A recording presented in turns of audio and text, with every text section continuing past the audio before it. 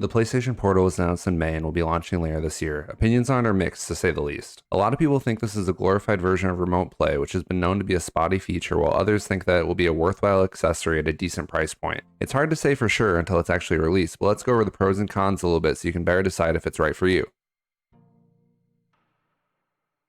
Let me take you on a short history of PlayStation handhelds. Sony has had an interesting history with portable systems throughout the years, to say the least. They first got into the handheld space in 2004 with the PSP, if we aren't counting the Pocket Station, which was released exclusively in Japan in 1999, was more of a handheld memory card accessory. The PSP was released in the second half of the PS2 lifespan, and was made to compete with the DS product line that was dominating the handheld market as the successor to the Game Boy. The PSP had some great features and updates as the years went on, but was nowhere near as successful as the DS, selling a little more than half the amount of units. The same year the final iteration of the PSP released, Sony came out with the PS Vita, replacing the PSP. Selling less than a quarter of the units as the PSP, the Vita was seen as a failure, and the last major hardware revision it would get was in 2013. Despite that, it is still a fan favorite to this day with a thriving modding community. Given the commercial failure, and the fact that Sony hasn't released a follow-up in this area of the market in a decade, the Portal has some big shoes to fill if it wants to prove itself as an option worth the money.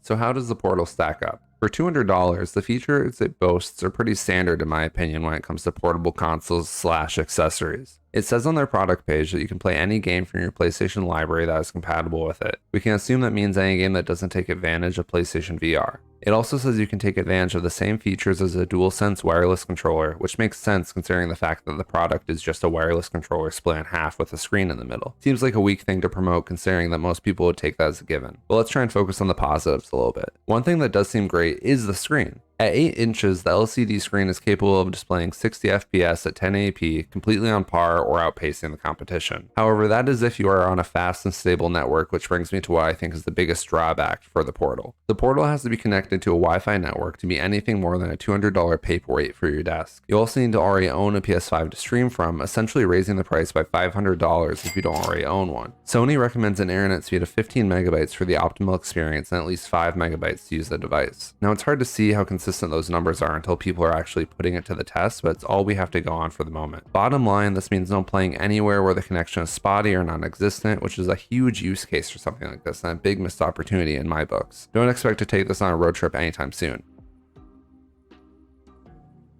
Compared to other PlayStation handhelds, the Portal falls somewhere in the middle when it comes to features and price in my opinion. It is cheaper than the PSP was, as well as the PSP Go, but both of those products could download games or play physical games for offline play.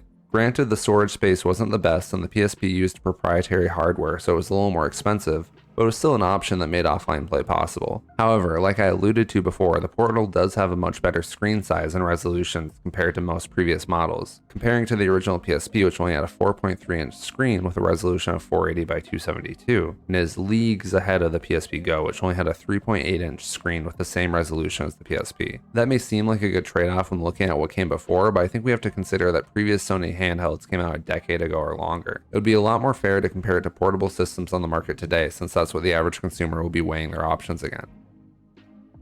When you look at the handheld market today, there are three main competitors in my eyes. The first two are obvious, the Switch and the Steam Deck. Looking at the Switch, we can see it not only has more options for the consumer with the addition of the Switch Lite and OLED model, but it doesn't require you to own anything else in order to use it. All of the Switch options have different trade-offs, but one thing they all have over the Portal is that you can play games offline through downloads or physical games. Their screens are not far behind either, with the OLED being 1 inch smaller running at 720p. The drawback is that the OLED is priced $150 more. A more apt competitor might be the Switch Lite, which still has a 5.5 inch screen at 720p but can be found for the same price point as the Portal or cheaper depending on the retailer. I'm not going to talk about the Steam Deck too much since the cheapest version is about double the price of the Portal, but I figured it is still worth mentioning since the price of a Portal is a lot closer to the higher end Steam Decks if you don't already own a PS5. With that caveat out of the way, I think it's clear that the Steam Deck is a lot more of an all-in-one package right now. It has a screen that isn't too far off from the Portal at 7 inches and 1280 by 800. On the higher end, it is outfitted with over 500 gigabytes of storage as well as the option to expand with a micro SD card. So although there's no physical game option, you will definitely be able to bring a lot of options with you wherever you want to go, Wi-Fi connection or not. With that all said,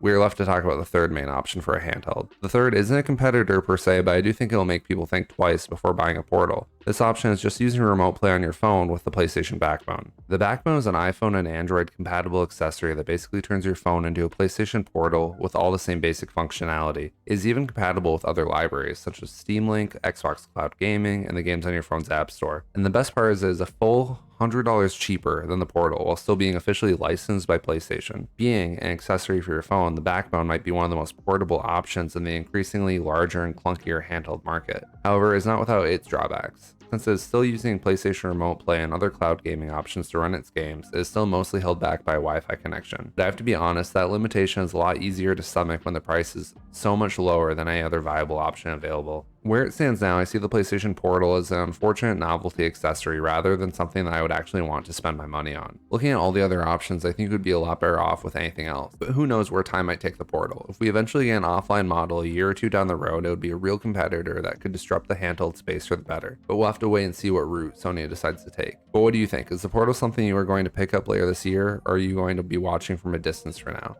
Let me know down in the comments and like and subscribe if you enjoyed watching. I'll see you all in the next video.